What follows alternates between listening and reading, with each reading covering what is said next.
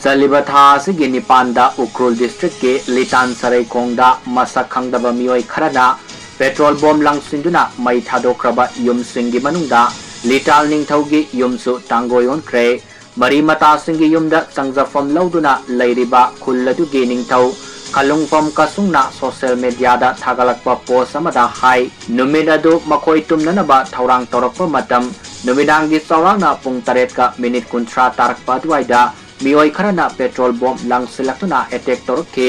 makoidi wathok adumaktada yawbanate aduga karigi makoina attack torpano haiba khangkide hingnanaba senbada mahaki loina biamasung masanupisu makhongda sokki mahaki leijaramba lanthum pumna maksu tangoyon kre maram masina district authority na curfew thamjinba mobile data service numin mangani thingjingkibana maikay adomda kari thaudok thokibake haiba sapsana khangbangamde adumakpo ngarang numidang sorangna pung 8 ka minute kunthrarom tarakpa duaida yum khara mai tharam ke ahingama karimata irang thokludraba tungda haukiba ahinda mai thabagi thaudok thorakpa duna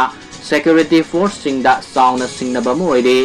maikay adomda yum mai thaba khaknatana kangbuani gi marakta nongmai kamnabagi makolsu adumak tanaki adumoinamak misimina asok apana singba paudi taba leiti haina mahak makatana fungduki